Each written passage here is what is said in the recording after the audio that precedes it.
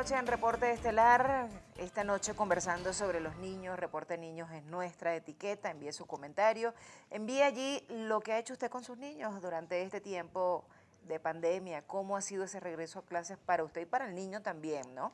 Es por eso que nuestra invitada es Cidalia de Souza, en sus redes es... De Souza Cidalia. De Souza Cidalia, al revés, así estoy yo en Twitter, Sí. @Canelón del Sí. Valle, y en Instagram del Valle Canelón. Bueno, ahora, ¿cómo hacer un poco con el tema? Ya estábamos hablando del ejercicio, de cómo hacer esa rutina para el niño, pero en cuanto al tema de, pues de las actividades, de el lenguaje quizás, Sí. ¿no? Porque decía algo que es es verdad, los niños aprenden de sus pares, y aprenden las cosas buenas y aprenden las Por cosas malas, supuesto. porque también traen algunas cosas que se le pegan, que de repente el hablar, o sea, eso es algo, por ejemplo, la mía, ella sí es tecnológica completamente y tengo una española en casa. Ok, claro, Tengo una viendo la, española, o sea, sí, todo me dice, uy, cuando está, qué los videos. chula, mami, o Los sea, videos, claro. Sí, palabras como esa. yo tengo un niño que le mostramos un cuento y él le Ajá. daba así con el dedito, no pile, o sea que no servía porque no se movía. Ah, ok, Sí, sí. sí, bueno, mire, sí, una de las cosas que hemos observado muchísimo es lo que hablábamos del lenguaje, ¿no?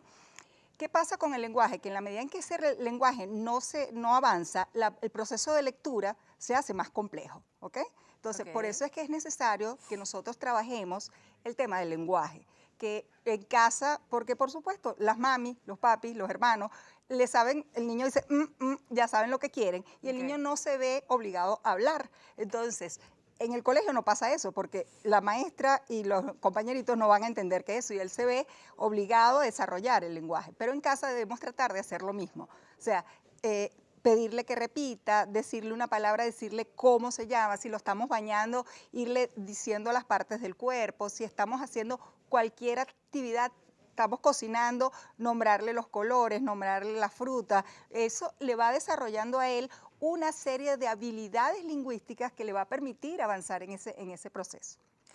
Aparte de eso, ¿cuáles son las recomendaciones? Pues, por ejemplo, este, rápidamente, Ajá, el niño que está en maternal 1, ¿no? ajá, Y a maternal 2, porque me imagino que deben ser diferentes sí, procesos desde el totalmente. punto de vista de la educación inicial. Uno dirá, bueno, no, es que es fácil y todo. No, cada niño, o sea, cada niño no, cada salón Sí. tiene su especificidad, ¿no? Sí, por supuesto. Por lo menos en mi caso, el maternal 1 empiezan de un añito. Ok, Hay colegios donde empiezan desde meses, exacto. pero el maternal 1 es de un añito hasta 2 años. Ese es un Ok, proceso donde se trabaja sobre todo control de esfínteres, ajá. la parte de adaptación, pues que es un proceso porque es la primera vez que se desprenden de sus padres. Entonces hay que manejarse muchísimo con el enganche emocional con el docente y trabajar todas esas rutinas precisamente, que parece mentira, pero ellos chiquiticos ya saben cuál es su bolso, ya saben cuál es su lonchera,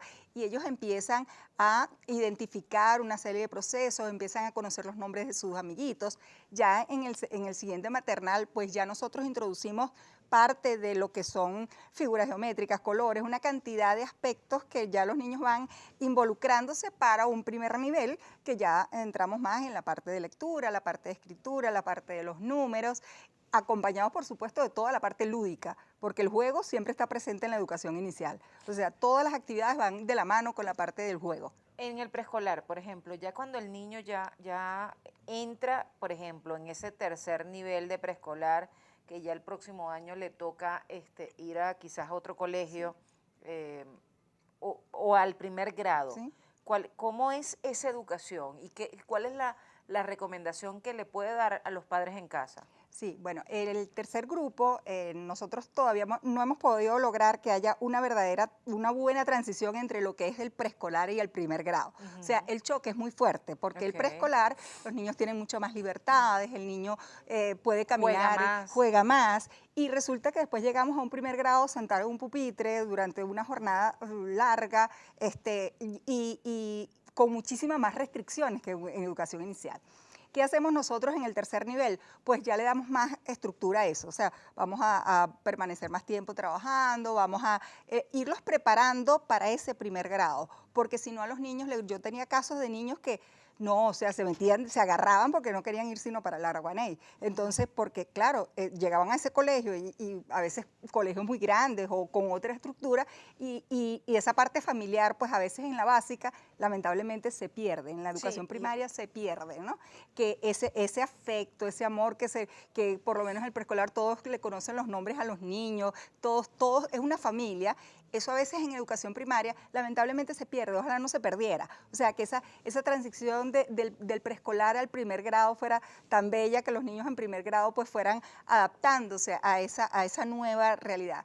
Pero lamentablemente no está estructurado de esa manera y sería genial que se estructurara, como ha pasado en muchos otros países. Tiene que cambiar no solo de grado, sino que de colegio. Por supuesto. Debe ser como mucho más traumático, ¿no? Sí, para ellos y para los padres, porque ese cambio de rutinas, ese cambio de cómo se estructura, o sea, es complicado para el niño, complicado para los padres, sobre todo cuando han pasado desde un añito hasta los 6 años en un preescolar. Entonces ya ellos forman parte de esa familia y se van a otra escuela. Y bueno, por lo menos para uno eso es un duelo, ¿no? Sí, lo certifico. La mía, el próximo año le toca cambiar y ya le he dicho, mami, el próximo año te toca ir a otro colegio. No, yo me quedo en mi colegio. Yo no, pero es que ya no puede. Es así. O sea, sí, ya. Y uno tiene que ir ya como reforzando esa parte. Preparando. Bueno, muy agradable el tema. Muchísimas gracias, Cidalia, por habernos acompañado esta noche. Cidalia de Sousa, quien es especialista en educación inicial, porque estábamos conversando sobre cómo ha sido ese retorno a clases, lo que hacer y cómo reforzarlo en casa para que los niños que no tienen esa rutina que deberían tener los 5 días, pues estén un poco más agradables con el entorno y nosotros, pues, por